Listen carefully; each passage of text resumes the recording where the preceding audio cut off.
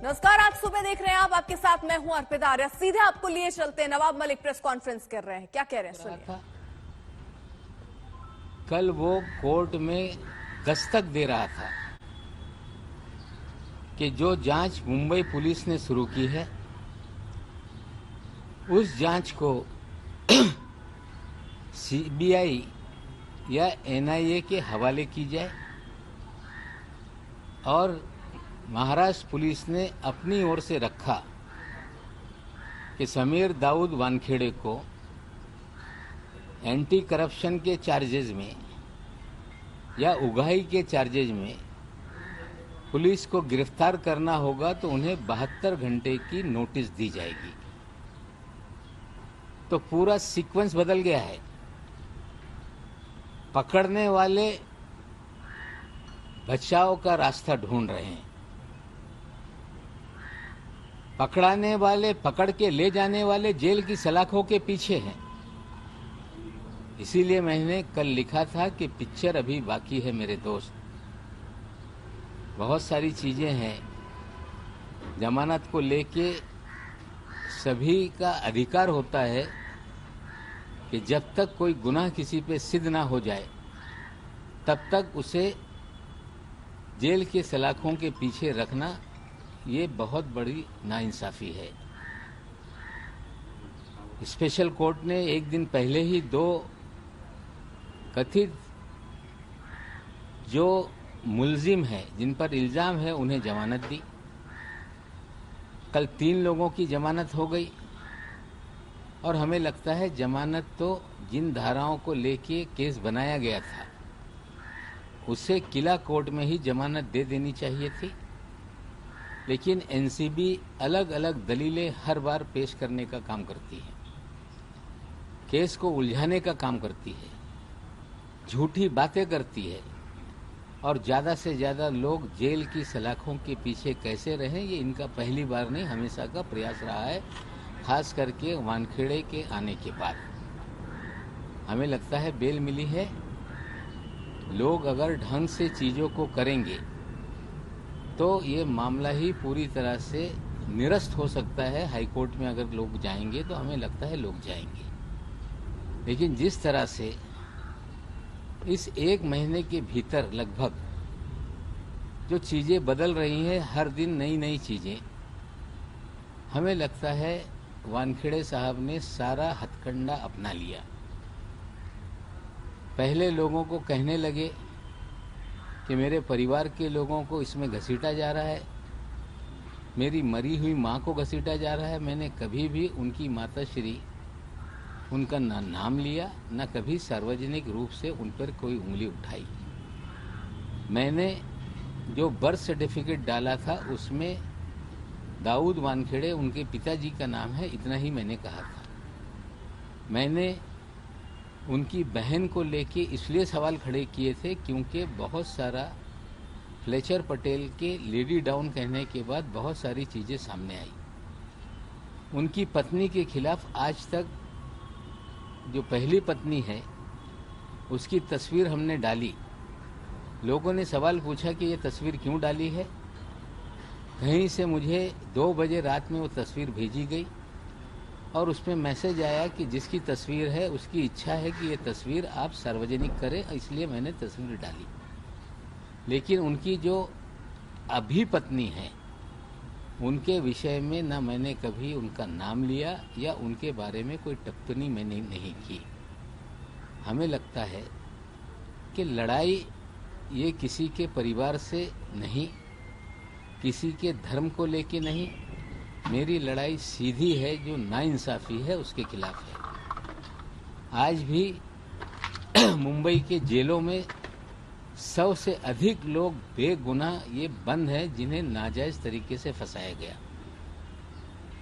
अब स्पेशल 26 वाला एक खत हमने डीजी एनसीबी को लिखा था। पहले ये कहा गया कि हम इसकी जांच करेंगे, दखल लेंगे। फिर ये खबरें आ गई कि जिस अधिकारी ने ये जानकारी दी है उसने अपना नाम नहीं कहा है। हाँ, हमें जानकारी है, हम राजनीति में है, मंत्री कई बार रह चुके हैं, कि सेंट्रल विजिलेंस कमीशन का एक आदेश है कि अगर कोई अपनी आइडेंटिटी रिवील नहीं करता है तो ऐसे कंप्लेंट्स का कोई दखल लेने की जरूरत नहीं। हमें लगता है कि ये बहुत गंभीर विषय है। जिस तरह से 26 मामलों का जिक्र हुआ है, उस 26 मामलों में आप जांच करें, हम मांग करते हैं। क्योंकि जो 22 नंबर पे एक मामला उस खत में लिखा था, जिसमें एक नाइजीरियन को बेगुनाह तरीके से खारगर में फंसाया गया, और उसमें जो विटनेस है, उस विटनेस कामड़े ने कई मीडिया कर्मियों से बात करते हुए कहा और सारी घटना बताई कि मेरे ही मुखबिरी पे नारकोटिक्स कंट्रोल ब्यूरो के लोगों ने छापेमारी की थी, लेकिन जो नाइजीरियन ड्रग पेडलर था वो भाग गया। उसके बाद उससे कहा गया कि यहाँ नाइजीरियन लोग कहाँ रहते हैं। सभी नाइजीरिया के लोग इस देश में ड्रग्स का कारोबार करते हैं, ये किसी की समझ होगी तो गलत है। गरीब देश है, कुछ ड्रग बेचते होंगे, उन्हें सजा मिलनी चाहिए। लेकिन नाइजीरिया के नागरिक बड़े पैमाने पे भारत में जो कपड़े हैं, जो रेडीमेड गारमेंट्स हैं, उसको यहाँ से खरीद के अपने देश में भेज के उसका भी कारोबार बड़े पैमाने पे करते हैं। खारघर में एक उनका किचन है, जैसा कि कामड़े ने कहा। ये सब लोग वहाँ पे गए, वहाँ डीवीआर था, उस डीवीआर को तोड़ दिया। वहाँ से एक बच्चा और एक नाइजीरियन को साथ में ले आए, जिसकी उम्र कम थी, उसे छोड़ दिया गया। और उस नाइजीरियन को जाली केस में, फर्जी केस में फर्जीवाड़ा करके जेल की सलाखों के पीछे रखा गया है। और उसी जो उनका पंच है, विटनेस है, उसने कहा है कि ये मामला पूरी तरह से फर्जी है और उससे ब्लैंक पेपर पे साइन लेने का काम एनसीबी के अधिकारियों ने कहा और उससे ब्लैंक पेपर पे सिग्नेचर लिए गए। आज मैंने एक खत लिखा है, फिर दोबारा डीजी एनसीबी को मैं अभी आप लोगों को दूंगा और ट्विटर पे भी उसे रिलीज कर दूंगा। मैंने उसी मामले का हवाला दिया है कि आप सीवीसी की गाइडलाइन के तहत ये 26 मामलों को बंद ना करें, 26 मामलों की जांच कराएं। आपकी जिम्मेदारी है कि आप गुनहगारों को सजा दें, पकड़ें, लेकिन बेगुनाह अगर कोई जेल के पीछे सैकड़ों की तादाद में है तो उसकी जांच होनी चाहिए। खत के जरिए आज दोबारा मैं मांग करने वाला हूं कि इस विषय की जांच हो और जो बेगुनाह हैं उनके न्याय मिले, और जिन लोगों ने फर्जीवाड़ा करके बेगुनाहों को जेल में डाला है उन्हें भी दंडित किया जाए। ये हम आज खत के जरिए मांग कर रहे हैं। खत हम आपको देंगे। दूसरी एक बात मैंने कही थी कि दाढ़ी वाला कौन है। वो दाढ़ी वाला है काशिफ खान, फैशन टीवी का इंडिया हेड है, देश भर में फैशन शो कराता है। उस फैशन शो में धड़ल्ले से ड्रग बेची जाती है, इस्तेमाल की जाती है। बड़े पैमाने पे सेक्स रैकेट चलाने का काम करता है। और उस दिन के जो आयोजन थे उसमें एक आयोजन उसकी तरफ से भी, काशिफ खान की तरफ से भी किया गया था। उसने सारे इन्विटेशन सोशल मीडिया पे डाले थे और उस दिन वो व्यक्ति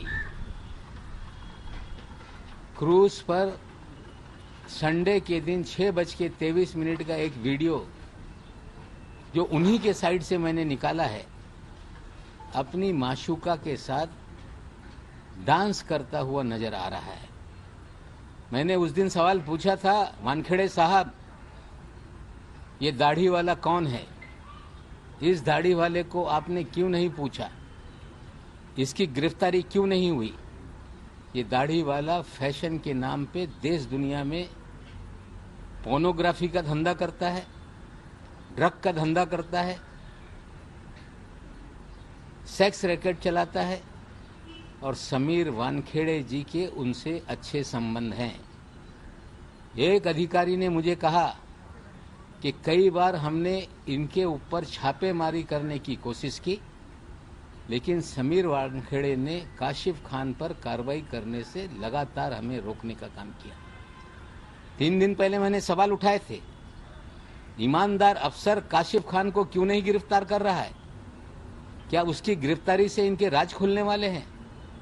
हमें लगता है इतना दलदल है इसमें कि जितनी खोज की जा रही है उतने सारे मामले सामने आते जा रहे हैं। आज दाढ़ी वाले की बात थी, हमने की, और कल से मैं देख रहा हूं कि पहले तो 4 दिन तक टेलीविजन पर मुझे धमकी दी गई वानखेड़े साहब के परिवार की तरफ से कि हम इन्हें कोर्ट में घसीटेंगे। मैंने कहा कि बिना पैसे वाला केस कैसे लड़ा जाता है। 499 और 500 में डिफेमेशन का मामला दर्ज करके आप मुझ पे मुकदमा दर्ज कर दीजिए, मैं जमानत लेके अपना केस स्वयं लड़ूंगा। लेकिन अब कहा जा रहा है कि नवाब मलिक न्यायालय में जाएं। न्यायालय में तो वानखेड़े साहब गए। बड़ी अचंभव की बात है कि परसों एक याचिका हाईकोर्ट में दर्ज की गई और उसमें मांग की गई कि नवाब मलिक को सार्वजनिक रूप से मीडिया से बात करने से उन पे रोक लगाई जाए, उनको ट्विटर पे कुछ लिखने से रोका जाए। न्यायालय ने हाई कोर्ट के माननीय चीफ जस्टिस साहब ने उस पर आदेश देते हुए कहा कि इसमें कोई अर्जेंसी नहीं है, हम छुट्टी के बाद रेगुलर इसको देखेंगे। क्या सोचता है ये अधिकारी? क्या इस देश में नाजायज लोगों को जेल में डाल देगा? क्या यह देश के नागरिकों का जो मौलिक अधिकार है, फंडामेंटल राइट टू स्पीक, वो भी ये छीन सकता है? हमें लगता है किसी को बोलने से रोकना आज़ादी खत्म करना है, किसी को लिखने से रोकना आज़ादी खत्म करना है। आज़ाद भारत में किसी को बोलने से रोका नहीं जा सकता। अगर कोई व्यक्ति गलत बात करता है, किसी के अधिकारों का हनन करता है, किसी की बदनामी करने का काम करता है, तो उसके लिए अलग अलग कानून है, उस पर मुकदमे चलाए जा सकते हैं और उस हथियार का इस्तेमाल होना चाहिए। कल तक जो अधिकारी ये लिख रहा था कि मुझे मुंबई पुलिस प्रोटेक्शन देने का काम करे, कल हाई कोर्ट में जाकर मुंबई पुलिस पर अविश्वास जताने का काम किया जा रहा है।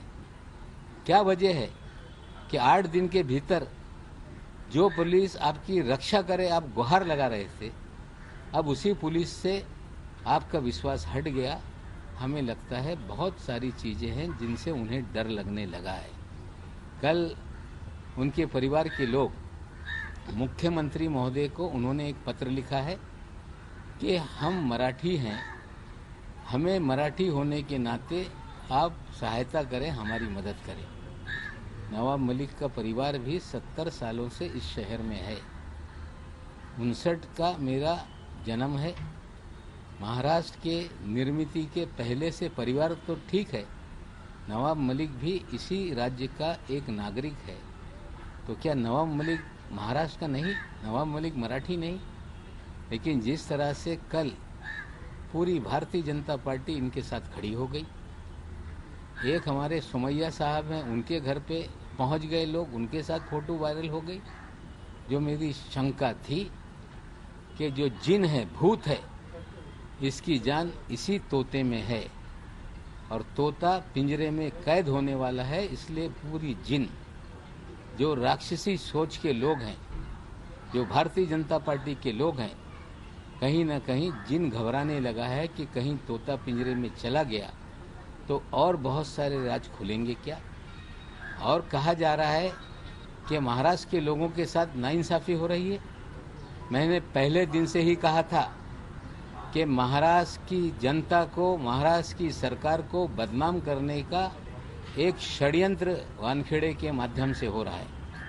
एक केस रिया चक्रवर्ती से शुरू होकर एक केस वानखेड़े ने दर्ज किया है, जिसमें फिल्म वालों की परेड लगाई गई। 1 साल से अधिक हो गया, एक भी गिरफ्तारी उसमें नहीं है।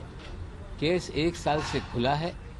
अगर किसी केस में कोई गड़बड़ी होती है तो गिरफ्तारियां होनी चाहिए। उसी केस के जरिए उगाही का धंधा चल रहा है। हम ये कहना चाहते हैं साथियों कि साजिश हो रही है भारतीय जनता पार्टी की ओर से कि महाराष्ट्र की सरकार को, महाराष्ट्र के लोगों को, मुंबई को, बॉलीवुड को बदनाम किया जाए। और योगी महाराज नोएडा में एक फिल्म सिटी बनाना चाहते हैं। ताजमहल होटल में आकर लोगों से मिले। भारतीय जनता पार्टी के समर्थन के जो भी किरदार थे वो जाकर उनसे मिले थे। उन्हें ये लगता है कि बॉलीवुड को बदनाम करके ये बॉलीवुड मुंबई से बाहर चला जाएगा। उन्हें पता नहीं इस बॉलीवुड को बनाने में दादा फाल्के से लेकर वी शांताराम से लेकर कई मराठी कलाकार, कई मराठी दिग्दर्शक, कई मराठी लोगों ने इस बॉलीवुड को पहचान दी है। पहले बॉम्बे नाम था, इसलिए इसका नाम हॉलीवुड के बाद बॉलीवुड पड़ा। बॉलीवुड देश की संस्कृति, देश की पहचान पूरी दुनिया तक ले जाता है। बॉलीवुड के गाने सिनेमा के जरिए भारत दर्शन लोग करते हैं। बॉलीवुड के जरिए महाराष्ट्र में, मुंबई शहर में लाखों लोगों का रोजगार चलता है। बॉलीवुड को बदनाम कर देने से ये अगर योगी महाराज सोच रहे होंगे कि यूपी वुड तैयार हो जाएगा तो उनकी गलतफहमी है। उत्तर प्रदेश के गंगा किनारे के लोग अगर यहाँ पर आए तो उन्हें पहचान इस बॉलीवुड ने दिया। कोई गुजरात से आया तो बॉलीवुड ने उन्हें पहचान दिया। कोई महाराष्ट्र का है तो उसे भी पहचान मिली। कोई तमिलनाडु से आया उसे भी पहचान मिली। मुंबई ये मिनी भारत है। और अगर एक छोटा हिंदुस्तान पूरी दुनिया में हिंदुस्तान की पहचान बनाता है तो उसे बदनाम करके उत्तर प्रदेश में ले जाएं, यूपी वुड बना दे, हमें लगता है ये सपना उनका धरा का धरा रह जाएगा। मैं रेडकर ताई से कहता हूँ, रेडकर ताई, आप महाराष्ट्र को बदनाम करने वाले लोगों के षड्यंत्र के आप हिस्सा हैं। आपके पति महोदय उस साजिश का हिस्सा हैं जो पूरी तरह से महाराष्ट्र को बदनाम कर रहा है, महाराष्ट्र की सरकार को बदनाम कर रहा है। महाराष्ट्र की अस्मिता कैसे खत्म हो जाए वो उससे खेला जा रहा है। हमें लगता है महाराष्ट्र के नाम पे, स्थानिक अस्मिता के नाम पे जो आप चादर ओढ़ना चाहती हैं, हमें लगता है इसमें कोई भी आपकी मदद होने वाली नहीं। मुख्यमंत्री जी को आपने पत्र लिखा है, मुख्यमंत्री जी का अधिकार है किससे मिले या ना मिले, लेकिन महाराष्ट्र में 14 करोड़ जनता अगर कोई गुनाह कर दे और ये कहे कि मेरे गुनाहों को इसलिए माफ़ कर दिया जाए क्योंकि मैं महाराष्ट्र का रहने वाला हूँ, हमें लगता है न्याय के सामने जात, धर्म, प्रांत, भाषा नहीं होती। गुनहगार गुनहगार है और हमें लगता है कि जिस तरह से चीज़ें सामने आ रही हैं उन्हें सजा मिलेगी। तुमचा मोठा हा गंभीर आरोप आहे। तुमचं असं म्हणणं आहे की समीर वानखेडे हा थेट भाजपाकडनं ऑर्डर घेतो, कोणाला फसवायचं आहे, कशा पद्धतीने फसवायचं आहे, कसे पैसे उकळायचे आहे। असं मी स्पष्टपणे सांगतोय, मी नावं आज घेत नाही, पण भाजपचे मोठे मोठे नेते, त्यांचे जवळची लोक NCBच्या कार्यालयामध्ये जात आहे, ते त्यांना भेटत आहे। मी जबाबदारीने सांगतो की काही भाजपचे नेते त्यांचे राईट हँड समीर वानखेडेला भेटत आहे आणि कालपासून ते हालचाली वाढलेली आहे।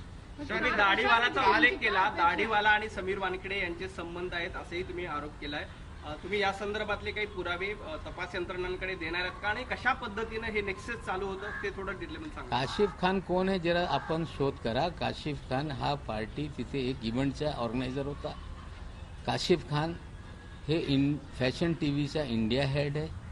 त्याच्या sex racket, drug racket, pornography हे सगळे काम तो करतोय आणि त्याच्यावर कुठल्याही प्रकारच्या कारवाया त्या दिवशी झाली नाही। 1300 लोकांचा तपासच झाला नाही।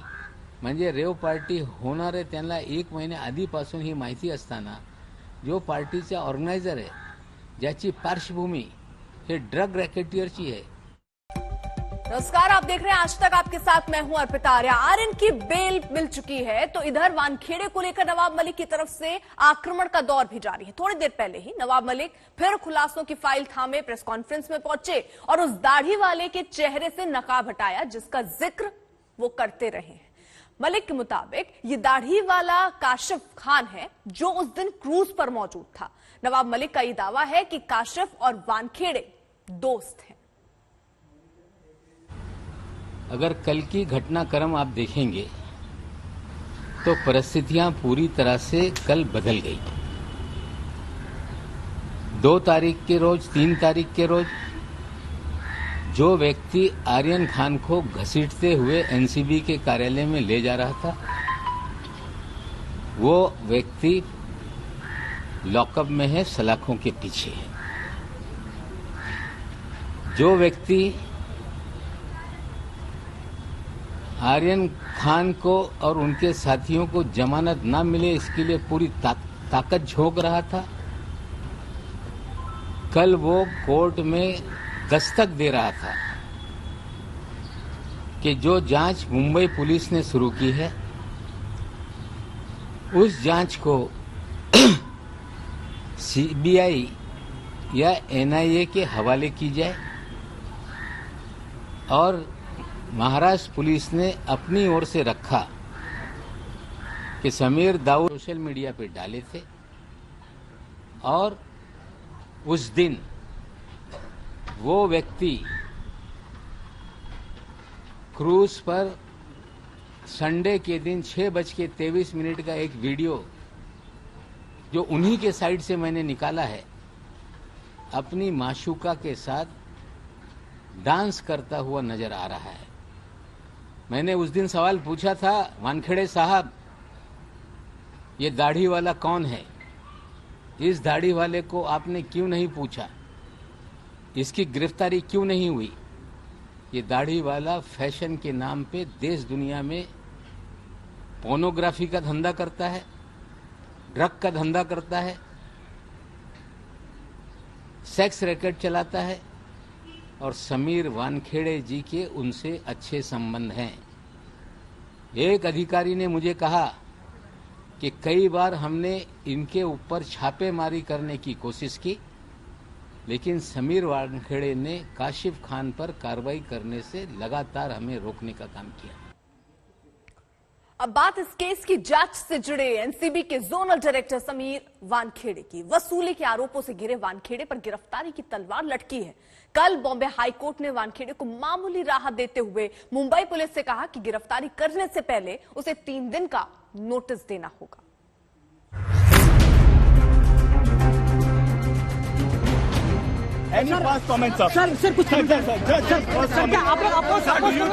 मीडिया के सवालों से बचते बचाते फिर रहे NCB zonal director Sameer Wankhede को क्या मुंबई पुलिस पर यकीन नहीं रहा? क्या प्रभाकर सैल के खुलासे के बाद उन्हें गिरफ्तारी का डर सताने लगा है? गिरफ्तारी की आशंका में कल समीर वानखेड़े ने बॉम्बे हाईकोर्ट का दरवाजा खटखटाया। बॉम्बे हाईकोर्ट में अर्जी के जरिए वानखेड़े ने कहा कि मुंबई पुलिस मुझे गिरफ्तार कर सकती है, मैं ड्रग पैडलर नहीं हूं, अदालत मेरे अधिकार की रक्षा करे। महाराष्ट्र सरकार और मुंबई पुलिस पर संदेह जताते हुए वानखेड़े ने कहा कि सीबीआई या एनआईए जैसी केंद्रीय एजेंसियों से मेरी जांच कराई जाए। वानखेड़े की अर्जी पर सुनवाई करते हुए बॉम्बे हाईकोर्ट ने राहत देते हुए कहा कि अगर वानखेड़े को गिरफ्तार करना हो तो 3 दिन पहले इसका नोटिस देना होगा। अदालत ने उसको इंटरिम प्रोटेक्शन यही दे दिया है कि जब तक के इस मामले की सुनवाई अगली तारीख नहीं होती तब तक के उसके खिलाफ कोई कोअर्सिव स्टेप न ली जाए, जो एक आम तौर पर हर नागरिक की पिटीशन पर दिया जाता है। समीर वानखेड़े को गिरफ्तारी से राहत तो मिल गई है, लेकिन नवाब मलिक के आरोपों से नहीं। आर्यन की जमानत के बाद उन्होंने ट्वीट किया कि पिक्चर अभी बाकी है। नवाब मलिक ने वानखेड़े के बॉम्बे हाईकोर्ट में अर्जी लगाने पर तीखा तंज कसा है। क्या उन्हें मुंबई पुलिस पे भरोसा नहीं? कोई भी ईमानदार अफसर जांच से क्यों भाग रहा है?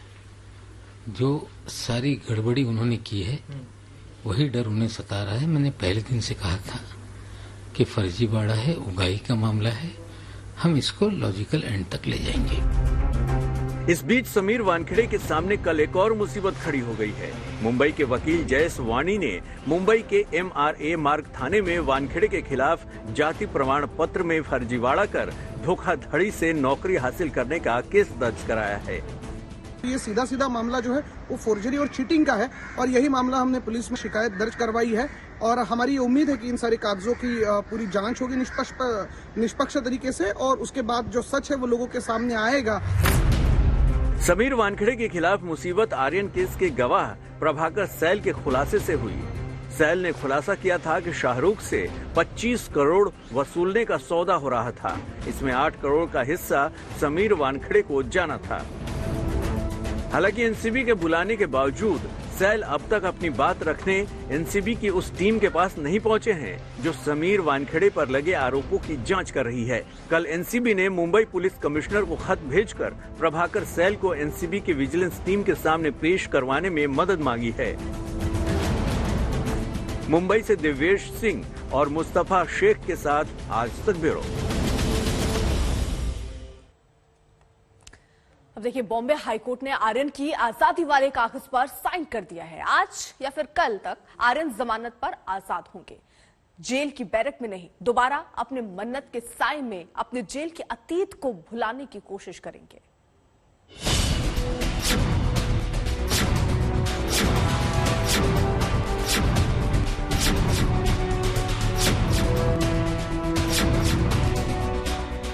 ये वक्त कभी नहीं भूलेंगे शाहरुख खान, नहीं भूलेंगी गौरी खान, नहीं भूलेंगे आर्यन खान, क्योंकि इस खास शाम का इंतजार शाहरुख के परिवार को पिछले 25 दिन से था।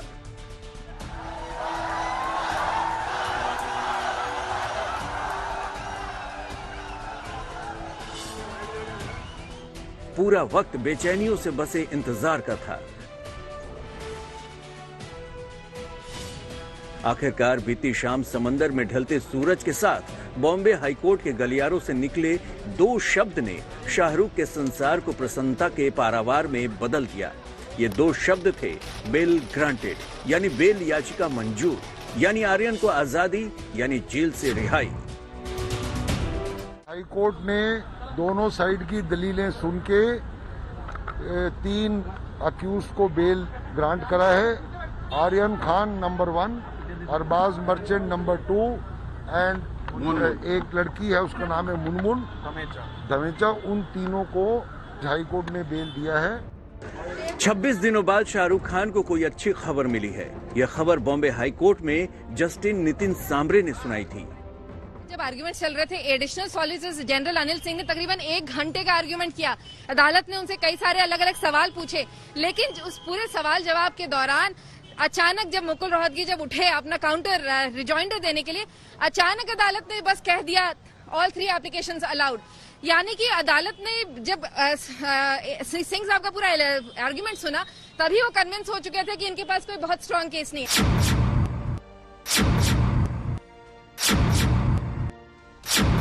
वैसे तो शाहरुख की निगाहें बॉम्बे हाईकोर्ट के बुर्ज पर ही अटकी हुई थी। एनसीबी के वकील ASG अनिल सिंह दलीलें दे रहे थे और उनकी हर दलील शाहरुख खान के दिल पर हथौड़ों सी चोट कर रही थी, क्योंकि एनसीबी के वकील हर हाल में आर्यन की जमानत याचिका खारिज करा देना चाहते थे। एनसीबी के वकील ने अदालत में दलील दी कि आर्यन खान कई साल से ड्रग्स ले रहे हैं। आर्यन का पेडलर से कनेक्शन बना हुआ है। आर्यन ड्रग्स का इंतजाम करते थे, इसके सबूत हैं। आर्यन को पता था कि उसके दोस्त अरबाज के पास चरस है। ये चरस अरबाज और आर्यन दोनों के लिए था। चैट से पता चला है कि वो ड्रग्स का कारोबार कर रहे थे। आर्यन ने बड़ी मात्रा में ड्रग डील की कोशिश की। एक ही दिन में सभी जगह से आए सभी 8 लोगों के पास नशीले पदार्थ मिले। 2 तारीख के रोज, 3 तारीख के रोज जो व्यक्ति आर्यन खान को घसीटते हुए एनसीबी के कार्यालय में ले जा रहा था, वो व्यक्ति लॉकअप में है, सलाखों के पीछे है। जो व्यक्ति आर्यन खान को और उनके साथियों को जमानत न मिले इसके लिए पूरी ताकत झोंक रहा था, कल वो कोर्ट में दस्तक दे रहा था। वकीलों की दलीलें खत्म हुई और फैसला हुआ कि आर्यन खान जेल से रिहा होंगे, उन्हें जमानत दी जाती है। Well, we are grateful to God that ultimately we succeeded in making submissions that were heard by the court. और इससे ज्यादा खुशी हो नहीं सकती है कि जो हमने पहले दिन से बोला था जज साहब को मैजिस्ट्रेट कोर्ट में, उसको एक्सेप्ट कराने के लिए अपने को हाई कोर्ट तक आना पड़ा। ये हमने दलील की कि उनके पास पोजीशन थी नहीं, नंबर 1। नंबर 2, उसका कोई कॉन्स्पिरेसी का एविडेंस था नहीं। तीसरी बात कि उसका कोई लेन देन था नहीं शिप के साथ, और कोई कॉन्स्पिरेसी की एंगल थी नहीं है। लेकिन उसको ये सब सहना पड़ा आर्यन खान को, और वो सब सहने के बाद आज वो छूट गया है। हालांकि आर्यन को आर्थर रोड जेल से रिहा होने में अभी 1-2 दिन का वक्त है। सारे कानूनी दस्तावेजों को मुकम्मल किया जाएगा। सब कुछ पक्का होने पर आर्यन की रिहाई होगी। मगर इत्मीनान ये है कि इम्तिहान खत्म हुआ। पक्का डिटेल्ड ऑर्डर कल मिलेगा और मुझे उम्मीद है कि ये तीनों अक्यूज जो हैं ये कल या शनिचर तक बाहर आ जाए। इसके पहले 26 अक्टूबर को आर्यन की जमानत याचिका पर सुनवाई शुरू हुई थी। यहाँ एनसीबी के वकील ने आर्यन की जमानत याचिका का विरोध किया था। एनसीबी के वकील ने कहा था कि आर्यन को जमानत नहीं दी जानी चाहिए। जमानत मिलेगी तो गवाहों को प्रभावित किया जा सकता है। शाहरुख की मैनेजर पूजा डडलानी गवाहों को प्रभावित करने की कोशिश कर चुकी हैं। दलीलें चलती रहीं, जज साहब सुनते रहे। समय समाप्त हो गया और जज साहब ने अगले दिन पर मामले को टाल दिया। इसी मामले में 2 लोगों को जमानत भी मिल गई। अब अगली सुनवाई 27 अक्टूबर यानी 1 दिन बाद होनी थी। 27 अक्टूबर को भी दोपहर के बाद आर्यन की जमानत पर सुनवाई शुरू हुई। अब बारी थी आर्यन के वकील मुकुल रोहतगी की। मुकुल रोहतगी ने एक-एक करके बताना शुरू किया कि आर्यन को जमानत क्यों दी जानी चाहिए। बिना किसी सबूत के 23 दिन से जेल में आर्यन। जो चैट मिली है पुरानी है। चैट के दौरान आर्यन विदेश में था। व्हाट्सएप चैट का क्रूज ड्रग्स केस से कोई मतलब नहीं। पंचनामा में आर्यन का फोन सीज करने की कोई जानकारी नहीं। आर्यन खान के पास ड्रग्स भी नहीं मिली। ड्रग्स लेने की जांच के लिए कोई टेस्ट नहीं हुआ। आर्यन की गिरफ्तारी का कोई आधार नहीं है। आर्यन खान पर किसी तरह का केस नहीं बनता। प्रदीप गाबा ने आर्यन को पार्टी में बुलाया। इनसे दोषियों जैसा बर्ताव क्यों? इन्हें सुधार गृह भेजा जाना चाहिए। जैसे ही ये उम्मीद बननी शुरू हुई कि आर्यन को शायद आज जमानत मिल जाएगी, वैसे ही एनसीबी के वकील ने कहा कि उन्हें अपनी दलील के लिए समय चाहिए, और इस तरह से आर्यन की जमानत का इंतजार एक रात और आगे खिसक गया। मगर आखिरकार वो पल आया जब शाहरुख और उनके परिवार की मन्नत पूरी हुई। मुंबई से विद्या, सौरभ वक्तानिया, मुस्तफा शेख, साहिल जोशी और अरविंद ओझा के साथ आज तक ब्यूरो। फिल्म अभिनेता शाहरुख खान के बेटे आर्यन आज या कल मुंबई के आर्थर रोड जेल से बाहर आ सकते हैं। कल बॉम्बे हाईकोर्ट से उन्हें जमानत मिल गई थी। जमानत के बाद शाहरुख के घर के बाद जश्न का नजारा दिखा।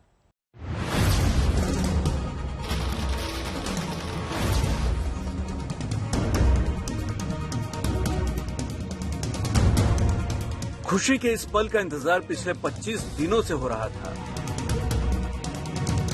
अपने घर की छत से खुशी से हाथ हिलाते फिल्म अभिनेता शाहरुख खान के छोटे बेटे अबराम, मन्नत के बाहर आतिशबाजी कर खुशी का इजहार करते शाहरुख खान के फैंस।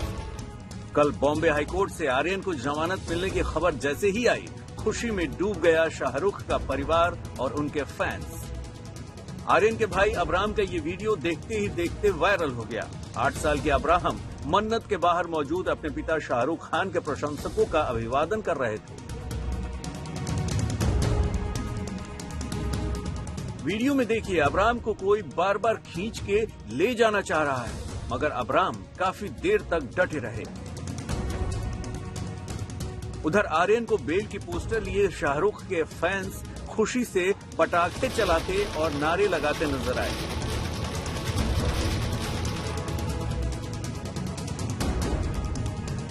ऐसा लग रहा था कि मानो हफ्ते भर पहले ही मन्नत में दिवाली आ गई हो।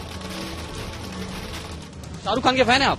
बिल्कुल बिल्कुल। उनकी रिहाई पर आप खुश हैं? हाँ, मैं उसकी रिहाई पे खुश हूँ। और यही वजह है कि आप यहाँ पर पहुंचे हैं? हाँ, उसी की वजह से बोल रहा हूँ। कुछ कहना चाहेंगे शाहरुख खान के लिए? कुछ नहीं कहना।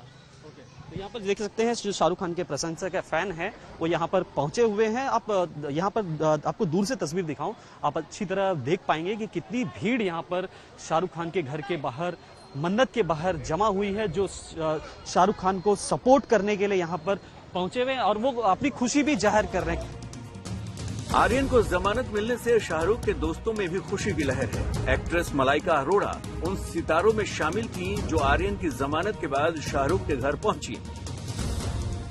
जमानत तो मिल गई, अब इंतजार आर्यन के घर लौटने का है। सुनवाई के तीसरे दिन कल बॉम्बे हाईकोर्ट ने आर्यन खान, उनके दोस्त अरबाज मर्चेंट और मुनमुन धमेचा को जमानत दे दी। इससे पहले सेशंस कोर्ट ने 2 बार आर्यन खान की बेल याचिका खारिज कर दी थी। माना जा रहा है कि कागजी खानापूर्ति के बाद आज या कल मुंबई के आर्थर रोड जेल से आर्यन बाहर आएंगे। हाई कोर्ट ने दोनों साइड की दलीलें सुन के 3 अक्यूज को बेल ग्रांट करा है। Aryan Khan number 1, Arbaaz Merchant number 2 and एक लड़की है, उसका नाम है मुनमुन धमेचा। उन तीनों को हाई कोर्ट ने बेल दिया है। आर्यन को जमानत मिलने की खुशी उनकी लीगल टीम में भी नजर आ रही है। सतीश मानशिंदे की लीगल टीम के साथ पहली बार शाहरुख की ये तस्वीर सामने आई तो इंटरनेट पर वायरल हो गई। आर्यन की पैरवी करने वाले सतीश मानशिंदे ने इसे सत्य की जीत बताते हुए सत्यमेव जयते कहा है। गौरतलब है कि निचली अदालत में आर्यन की जमानत खारिज होने के बाद एनसीबी के high profile zonal director Sameer Wankhede ने सत्यमेव जयते कहा था। मानशिंदे के बयान को इसी का जवाब माना जा रहा है। बहरहाल आर्यन की मन्नत तो पूरी हो गई, अब इंतजार आर्यन के मन्नत लौटने का है। आज तक ब्यूरो। अब बात इस केस की जांच से जुड़े एनसीबी के जोनल डायरेक्टर समीर वानखेड़े की। वसूली के आरोपों से घिरे वानखेड़े पर गिरफ्तारी की तलवार लटकी है। कल बॉम्बे हाईकोर्ट ने वानखेड़े को मामूली राहत देते हुए मुंबई पुलिस से कहा कि गिरफ्तारी करने से पहले उसे 3 दिन का नोटिस देना होगा।